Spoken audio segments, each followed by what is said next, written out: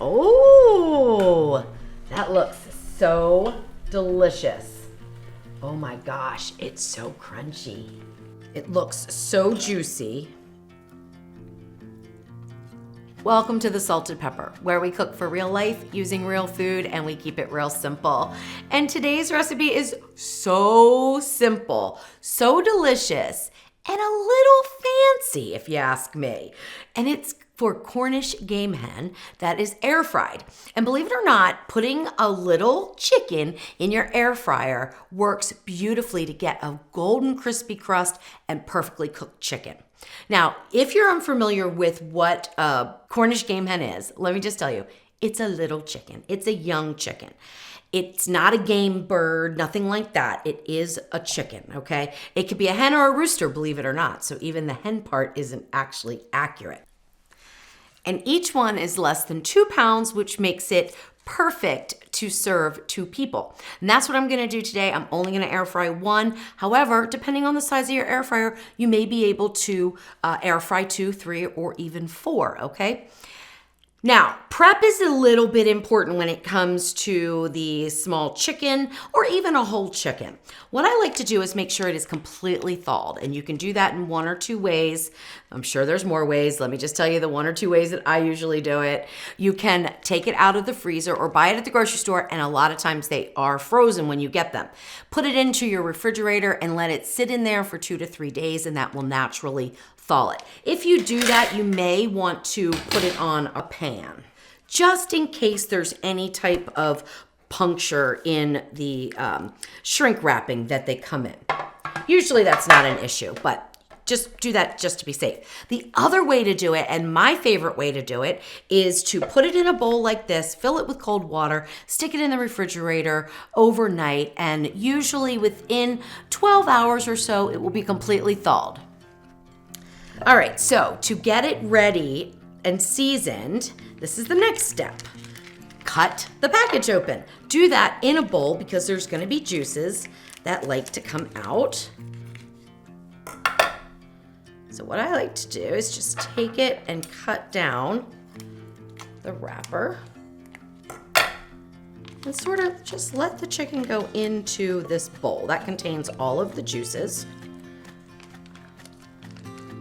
and makes cleanup fairly easy.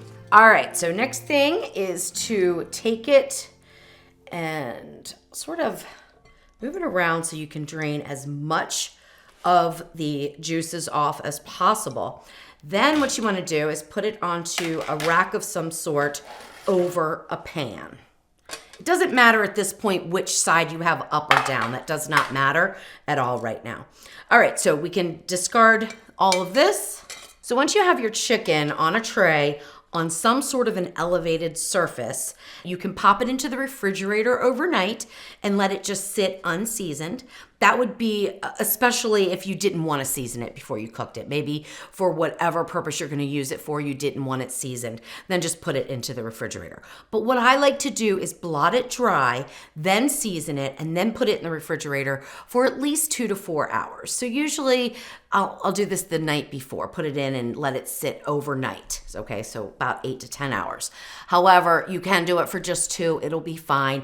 What this allows to have happen is the juices will still continue to drip out and it dries out your chicken, and not the meat itself, but the skin and everything else. It's gonna give you a really crispy skin on the outside. It is so worth this extra effort. However, you can skip it, but if you wanna season it right now, you do wanna blot it dry. So that's what I'm gonna do.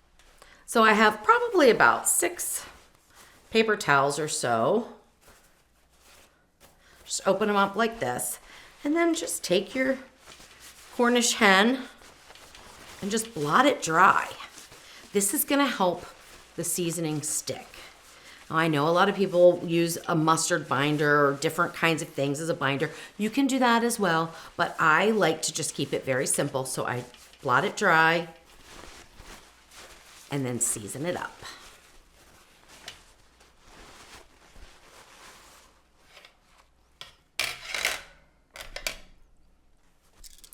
All right, so this bird right now is breast side up. I'm gonna turn it so that it is breast side down so I can get the seasoning on the back. I like to season the entire bird. That is up to you. And the seasoning blend that you use is up to you as well. This is just a seasoning blend that I like to use on chicken. Kind of reminds me of a rotisserie chicken, okay? So I'm gonna mix this all up. This is enough for 1 Cornish hen. If you wanted to use this blend to do a whole chicken, you would wanna double or triple it. This is about 2 to 2.5 tablespoons of a seasoning blend. So whatever chicken blend or rub you like, just use about 2.5 tablespoons. All right, now what I like to do is sprinkle it over.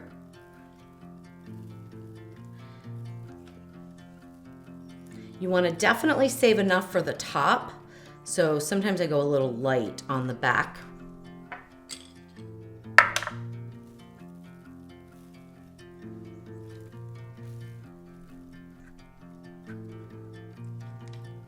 And now I will flip it over and do the same thing.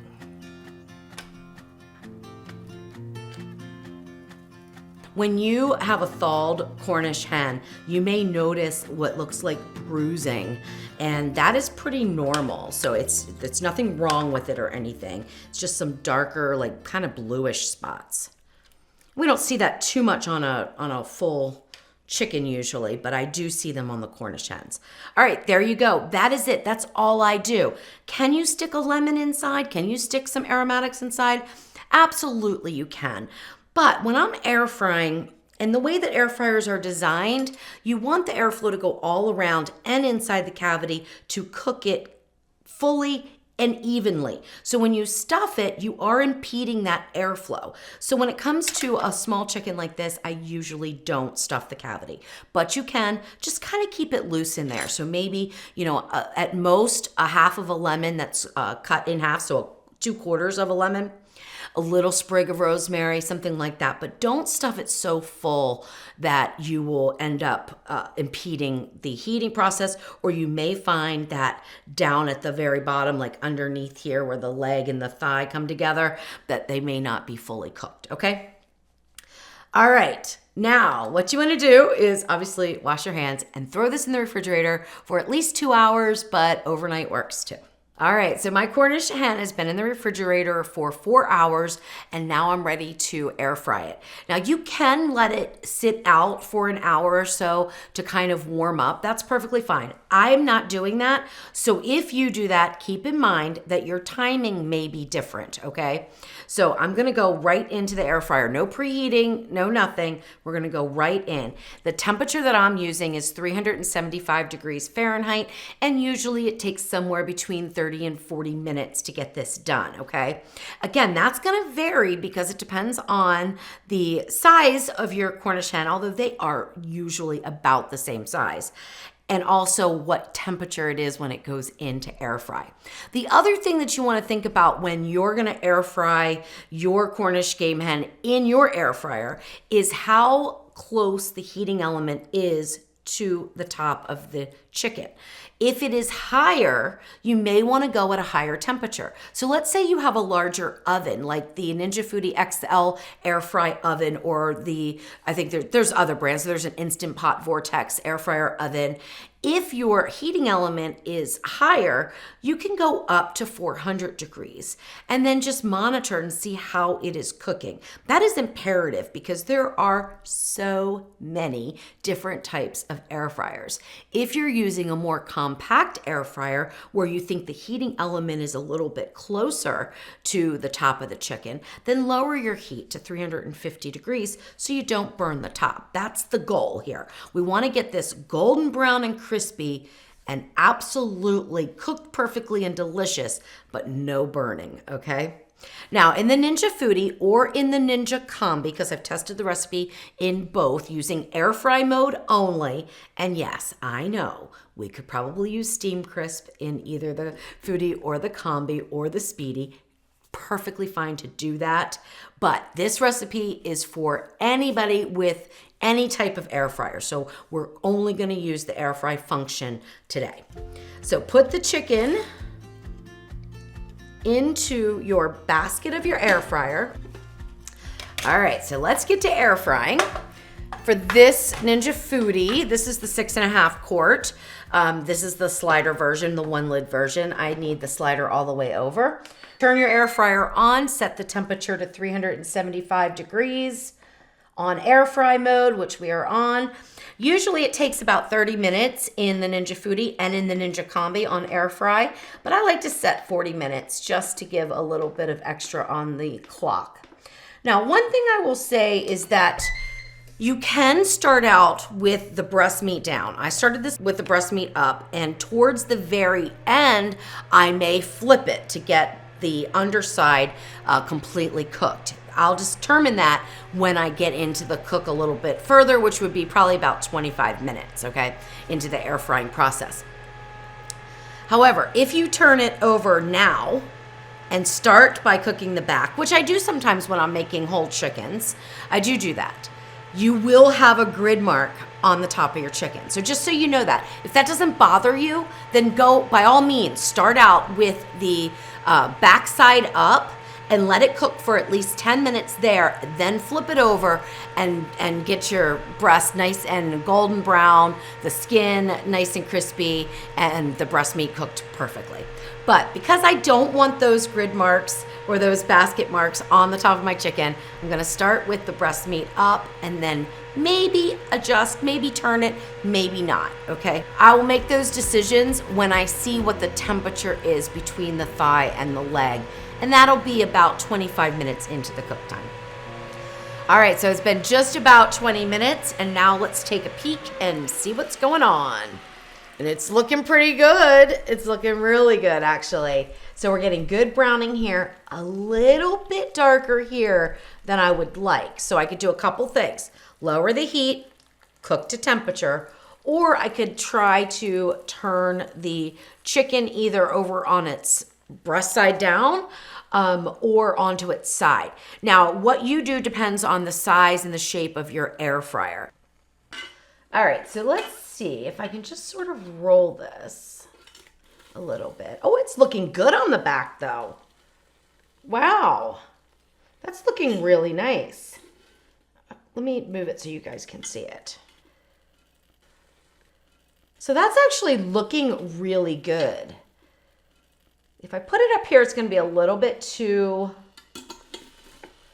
tall, but I don't want this to get any more brown than it already has. And like I said, we can lower the temperature. The other thing you can do is put a little bit of foil over the top of it, or you could use like a little silicone cover or something like that. So that's what I'm going to do right now is I'm going to get my little silicone cover and I'm just going to put it right on top here and protect that one area. It's the tallest area, closest to the heating element, so it's normal that it's going to get a little bit darker. But we want to cut that back now because we still need to go at least another 5 to 7 minutes before we take a temperature. Now, you might wonder, why aren't you taking a temperature right now? The reason being is because once you poke the meat, and I'm using an instant read, not a probe thermometer. Once you poke the meat, you're going to have juices flying out. And I know that we are not to temp yet, so I'm going to let it go another 5 minutes before I even start to test the temperature. Now, if you wanted to use a probe, you would have inserted that in the beginning and you can just monitor it externally. That would have worked just fine too. All right, now to keep this from flying up into the fan, I'm actually going to use the chicken to hold it a little bit. So we're just putting a little cap. How cute is that? Little cap on our chicken just to protect it. All right, so 5 more minutes and then we will check a temperature.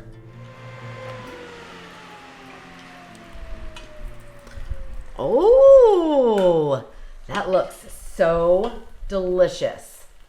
Oh my gosh, it's so crunchy. How exciting. Okay, now we take a temperature. You want to do this between the leg and get down into the thigh, but don't hit the bone. That's very important. If you hit the bone, it's going to falsely elevate the temperature of the meat. We are looking for about 160 degrees because remember, we will have carryover heat. So it's going to increase in temperature. And for safe chicken consumption, you want to be at 165 degrees Fahrenheit for just a few seconds. So it only has to reach that temp for just a few seconds, and we'll do that during carryover. Unless, of course, it's already 165, which there's a chance it could be. All right, so I'm going to go right in down here. All right, 161. That is perfect for me. Now, you could take it another 5 minutes if you wanted to. You know, that's perfectly fine. But I know it's going to come up to the proper temp as it sits. I also know that the breast meat and some of this other meat is already up to temp, probably up to about 180 or so. So I don't want to go any further than that. Now we're just going to get our little chicken out a little carefully here. Wow. That looks so good. Now, I'm going to let this rest for 5 minutes. Then I'm going to cut it open. What you may see, and I cannot stress this enough, and I really hope you listen to me here, you may see that the darker meat is pink tinged. You may see pink juices flowing from the chicken. As long as you have an accurate thermometer and it read 165 degrees Fahrenheit, you are safe to eat that chicken. I promise you, okay? If you're in doubt where you see a little bit of a pink tinged meat, stick the thermometer in. If it's 165, you're good to go. Don't worry about it. It is not blood. It is not raw. It is called myoglobin, and it is normal, okay? Very normal. So many people will overcook their chicken and pork and other cuts because they think it's blood or it's raw. It is absolutely not, okay? I promise you that. So eat juicy chicken, listen to your accurate thermometer, don't go by looks because they are not gonna tell you whether or not the chicken is cooked or not. All right, remember when I said that this could be a little bit of a fancy meal? Well, let's get to fancying it up, and that is gonna be in the plating. So what I like to do is get a platter for two, because this is gonna serve 2 people, and I'm gonna use something really simple. Buttered parsley rice with a little bit of perfectly cooked string beans. Just pile them up right there. And then for the chicken, what we wanna do is cut it straight down the middle, okay? Straight down the middle. So just take a very sharp knife. You can go down just like that. Now, if you want to be really fancy, which I usually do for my husband, is I take the bones out here. All right, so I'm just like pulling that out. This part right here can actually be cut off. See, that's what we're taking out right there, the little rib cage. All right, so that centers out. Now, you'll see I kind of messed up a little bit there. Don't worry about it. We got another shot at it. So presentation is everything. I'm going to put this one sort of like on top of that one, and it's gonna look gorgeous, okay?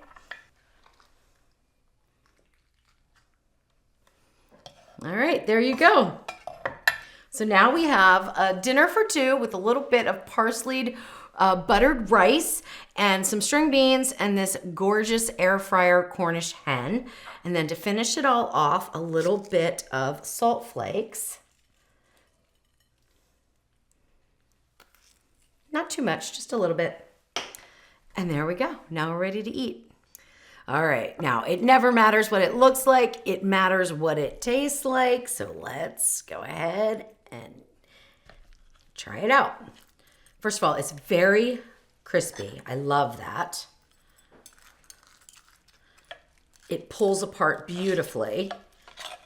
It looks so juicy. Oh my gosh, I'm so excited about this. And I think they're easier, honestly, than a whole chicken. So anytime you just need a serving for 2, grab a Cornish hen. Now, the Cornish hen is really known for its breast meat. That is basically why it was developed. So as history has it, they were looking for crossbreeding chickens that would produce a really full breast in a very short period of time. So these are usually harvested at 4 to 5 weeks. So they are a young chicken, which means that the meat is very tender. Oh. and delicious. Oh my goodness, so much better than a whole chicken in my opinion. Anytime I have the opportunity to grab one of these at the store, I do. Oh.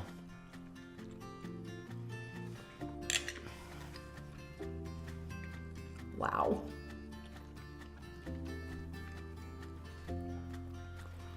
Not dry at all. Perfectly juicy, perfectly cooked, crispy skin, very flavorful. That rub is really good if you want to give it a try. Oh my gosh, so, so good. Now, I'm not a huge fan of the drumstick, but I do like the thigh. So we're gonna get a little bit of that. And it's perfectly cooked. I'm not seeing any even pink tinges like I warned you about. Look at that. There are some where I cut it. I'm not even on this one anymore, right here. But again, that is nothing to worry about, I promise you. All right, oh my gosh. Oh wow. Oh wow. I always thought that my preference was the breast meat, the light meat of a chicken, but I don't know. This thigh is amazing. It almost tastes like butter. Oh my gosh. No matter what part of the chicken you like the most, air fry a Cornish game hen and enjoy it.